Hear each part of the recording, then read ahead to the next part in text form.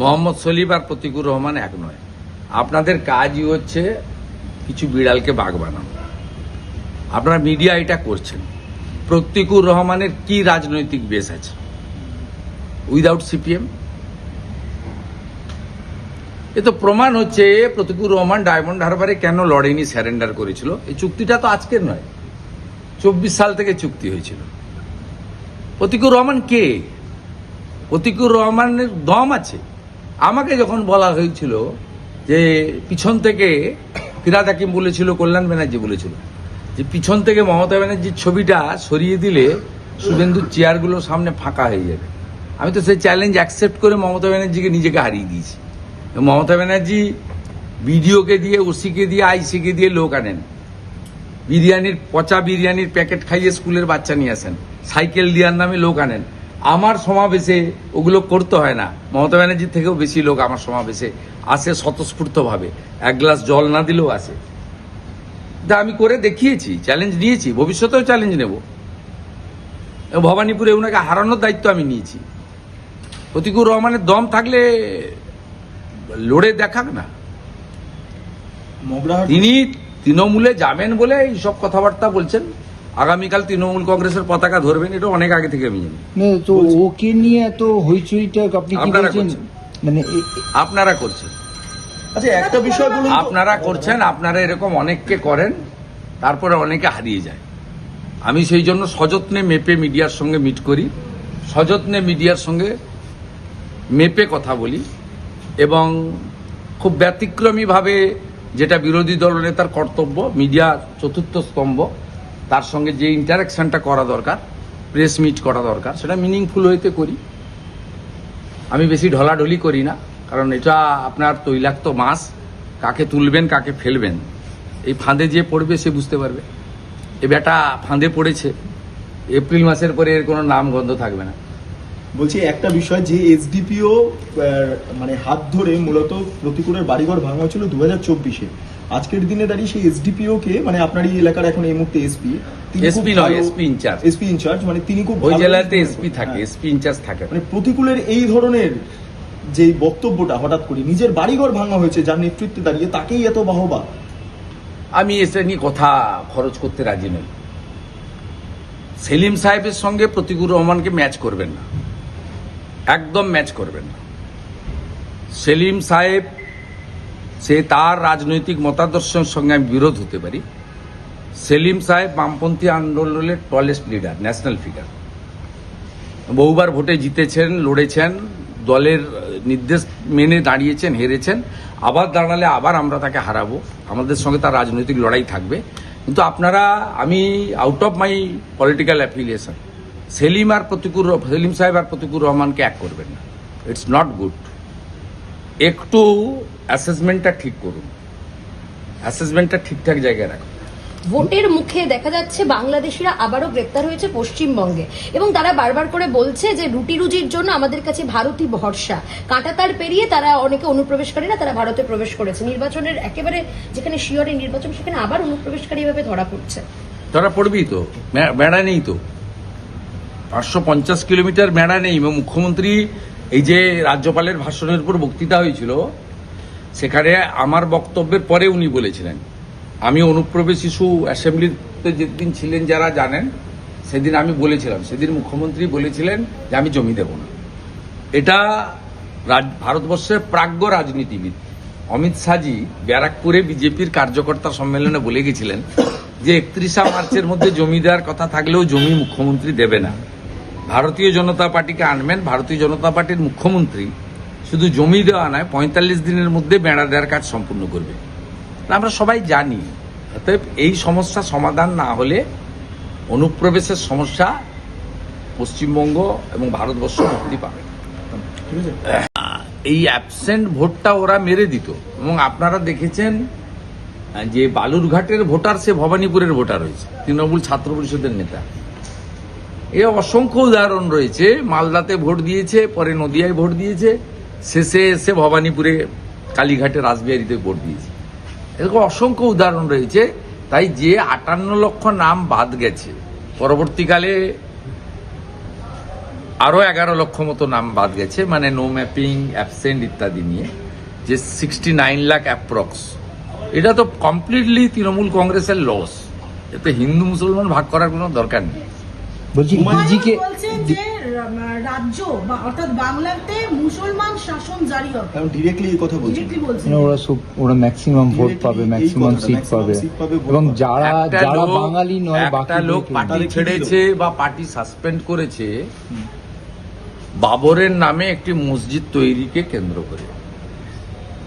ওনার ঘোষিত অবস্থান যে বাবরি মসজিদ নির্মাণ, সেটার উদ্দেশ্য তিনি এমন দিন করেছেন যেদিনকে বিতর্কিত ধাঁচা, কর সেবকরা সেদিন বিতর্কিত ধাঁচাতে পুনরায় রাম জন্মভূমিকে উদ্ধার করেছিলেন। পরে সুপ্রিম কোর্টের হস্তক্ষেপ হয়েছে, আমি সে বিষয়ে যাচ্ছি না।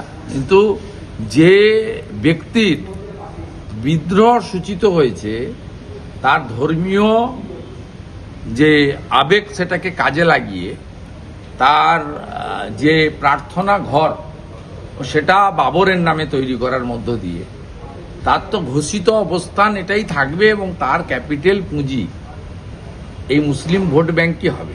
এটাতে স্বাভাবিক, উনি হুমায়ুন কবির যেটা বলছেন এটা তার ঘোষিত অবস্থান। মমতা ব্যানার্জির মতো সেকুলারিজমের নামে তোষণের রাজনীতির কথা তো বলেননি, সোজা কথা বলেছেন। মুসলিম লীগ কেরালাতে আছে কংগ্রেসের জোট সঙ্গী, মুসলিম লীগ তামিলনাড়ুতে আছে সিপিএম এর জোট সঙ্গী, সেখানে ডিএমকে, সিপিআই, সিপিএম, কংগ্রেস এবং মুসলিম লীগ সেখানে জোটে আছে। অতএব এরা তো মুসলিম লীগের তো ঘোষিত অবস্থান আছে। তো হুমায়ুন কবিরের সেই অবস্থান তিনি ঘোষণা করেছেন। এটা পশ্চিমবাংলার গরিষ্ঠ সংখ্যক হিন্দুকে ভাবতে হবে যে তারা পশ্চিমবাংলায় হুমায়ুন কবিরদের নেতৃত্বে মুসলিম মুখ্যমন্ত্রী চান না মুসলিম মুখ্যমন্ত্রী আটকাতে চান। আমরা পরিষ্কার কথা, মুসলিম মুখ্যমন্ত্রী পশ্চিমবাংলার সংখ্যাগরিষ্ঠ হিন্দু সমাজ চায় না। আর একটা সুরাবর্দির এখানে জন্ম হোক কেউ চায় না। এমনি মমতা বন্দ্যোপাধ্যায়ের আমলে সমস্ত দেবদেবীর মূর্তি ভাঙা হয়, হরগোবিন্দ দাস, চন্দন দাস বামপন্থী হলেও খুন হতে হয় হিন্দু বলে, ধুলিয়ানে হিন্দুদেরকে পলায়ন করতে হয় স্বাধীনতার পরে বৈষ্ণবনগরে হিন্দু জায়গায়, মহেশতলাতে আমাদের মাতা তুলসীর মঞ্চকে তুলে ফেলে দেওয়া হয় প্রকাশ্যে পুলিশের সামনে, পুলিশ প্রিজন ভ্যানে তোলে কাকদ্বীপে কালী মায়ের মূর্তিকে, রামনবমীর মিছিলে পাথর পড়ে এনআইএ হয়। এই ভবানীপুরে দাঁড়িয়ে আছি, এখানে গত বছর আমাদের দোলের আগে আমাদের এখানে বাঙালিদের সংস্কৃতি আছে, আজ আমাদের নেড়াপুড়া, কাল আমাদের দোল, আর হিন্দিতে হোলিকা দাহন বলে, হোলির ঠিক আগের দিন হয়। গতবারে আমাকে হাইকোর্ট থেকে পারমিশন নিয়ে এই পিছনের একটা ছোট গলি রাস্তায় করতে দিয়েছিল। হোলিকা দাহন করব, দোল পূর্ণিমা করব, তার জন্য হাইকোর্টে যেতে হয়। তবে এখন তো কার্যত আমরা জামাতের রাজত্বেই আছি, মুসলিম লীগ 2। আর হুমায়ুন কবির সেকুলারিজমের খোলসটা ছেড়ে সরাসরি বলছেন, যেটা আসাউদ্দিন ওয়াইসিও বলেন। অতএব লড়াইটা পশ্চিমবঙ্গে সনাতনী হিন্দু সমাজ রাষ্ট্রবাদীদের সঙ্গে এই মৌলবাদী শক্তির হবে। সেক্ষেত্রে আরেকটা প্রশ্ন, হাওড়ায় দেখা যাচ্ছে আবারও আক্রান্ত বিজেপি কর্মীরা। বারবার জায়গায় জায়গায় ভোটের আগে বিশেষ করে বিজেপি কর্মীদের এইভাবে আক্রমণ করা হচ্ছে, মারধর করা হচ্ছে। বিজেপি লড়ছে, রাস্তায় আছে, বাকি তো কেউ রাস্তায় নেই। কংগ্রেসের তো অস্তিত্ব নেই। হুমায়ুন কবির তো মুসলিম পাড়ার মধ্যে সীমাবদ্ধ। আমাদের পীর সাহেবের পার্টি নৌসাদও তার যেখানে ভক্ত কুল আছে সেই জায়গার মধ্যে সীমাবদ্ধ, সামগ্রিক লড়াইতে নেই। আর সিপিএম তো নিজেই বেসামাল অবস্থায় আছে, শূন্য তো কাটবেই না, মহাশূন্যের দিকে এগিয়ে যাচ্ছে। পার্লামেন্টের রাজ্যসভায় তো একটা শেষ ছিল বিকাশ ভট্টাচার্য, তিনিও আগামী কয়েকদিন পরে প্রাক্তন সাংসদ হতে চলেছেন। তাহলে লড়াই বিজেপির সঙ্গে। তাই বিজেপিকে প্রতিহত করতে পারলে চোরেদের পার্টি, পারিবারিক পার্টি মুসলিম লীগ 2, জামাতিদের নেত্রী, তিনি আরেকবার ক্ষমতায় আসতে পারবেন, ক্ষমতায় এসে গ্রেটার বাংলাদেশ বানাবেন। পরবর্তীকালে দেখুন, দুটো সাংবিধানিক সংস্থা এই পুরো প্রসেসটার মধ্যে ইনভলভ ছিল। একটা হচ্ছে জাতীয় নির্বাচন কমিশন, আরেকটা হচ্ছে রাজ্য সরকার। এবারে তৃতীয় আরেকটি সাংবিধানিক সংস্থা এর সঙ্গে যুক্ত হলো। আমি ব্যক্তিগতভাবে মনে করি খারাপ কিছু হবে না, কারণ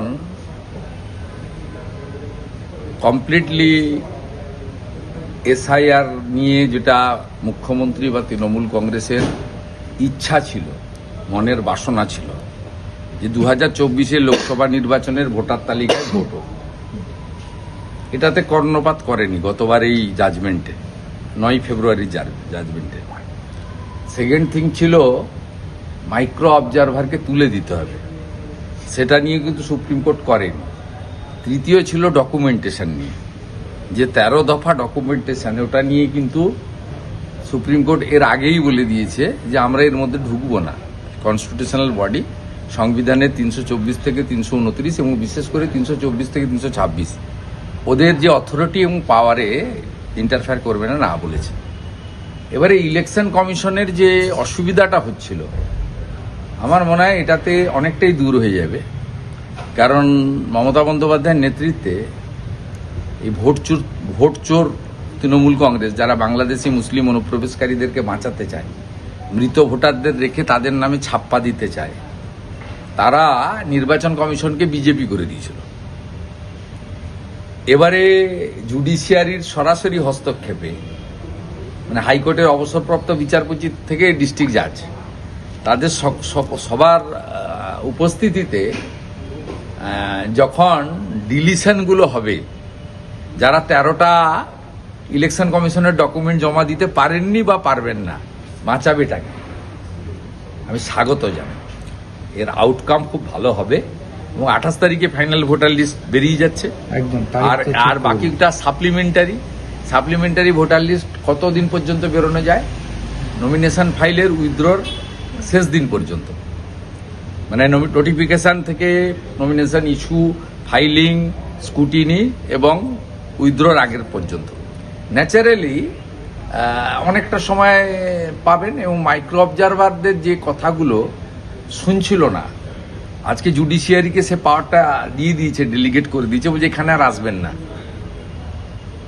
জাজেরা যে সিদ্ধান্তগুলো নেবেন, মানে দুপক্ষ হয়ে গেছে, ইলেকশন কমিশন ভার্সেস রাজ্য সরকার, এই দুপক্ষের মাঝখানে রেফারির ভূমিকা নেবেন জাজেরা। এবং তারা কিসের ভিত্তিতে বলবেন? ডকুমেন্টের ভিত্তিতে। ডকুমেন্ট কি কি লাগবে কে ঠিক করে দিয়েছে? ECI 13টা document. 13টা ডকুমেন্টে সদ্য বার্থ সার্টিফিকেট, সদ্য ডোমিসাইল সার্টিফিকেট, নোটারির কাছে হলফনামা দিয়ে 18টা বাচ্চা, 20টা বউ, 26 দিন অন্তর অন্তর বাচ্চা জন্মেছে, এগুলো তো কোনোটাই গ্রাহ্য অন্তত বিচারকরা করবেন না। এবং তাদেরকে এগুলো সব ডকুমেন্টেশন সার্টিফাই করতে হবে। তাদেরও সুপ্রিম কোর্টের কাছে দায়বদ্ধতা থাকলো যে বিচারকরা অবসরপ্রাপ্ত হাইকোর্টের বিচারপতি হোক আর ডিস্ট্রিক্ট জাজই হোক, অ্যাডিশনাল ডিস্ট্রিক্ট জাজই হোক, তাদেরকেও তো সমস্ত ডকুমেন্টের উপরে যখনই বিরোধ হবে কোনো একটা পার্টিকুলার কেস নিয়ে, তখন তো ডকুমেন্টেশন উপর তাকে রিটিন সিদ্ধান্তটা নিতে হবে। সুপ্রিম কোর্ট তাকে সে পাওয়ারটাও যেমন দিয়েছেন, তার অ্যাকাউন্টেবিলিটিটা কমপ্লিটলি সুপ্রিম কোর্টের কাছে থাকবে। স্বাভাবিকভাবে তিনিও অন্তত কারোর কথা শুনে করবেন না, তিনি সঠিকভাবে ডকুমেন্টেশনের উপরে সিদ্ধান্ত নেবেন, যেটা জুডিশিয়ারি সাধারণত করে থাকেন।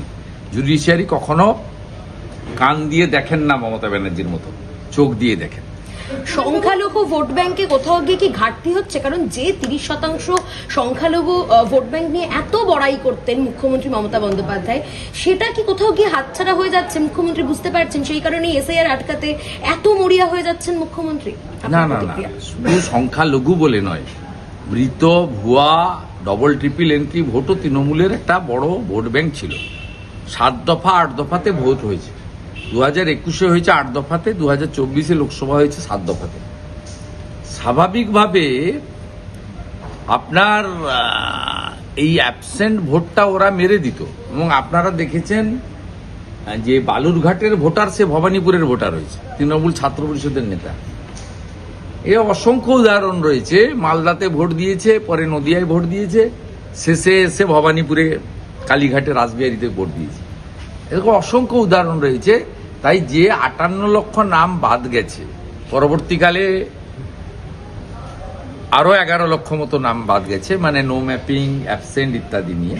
আরো ভালো ভালো খবর দেখতে সাবস্ক্রাইব করুন বাংলা হান্টের ইউটিউব চ্যানেল। বাংলা হান্টের আরো খবর দেখতে নজর রাখুন। বাংলা খবর মানেই বাংলা হান্ট।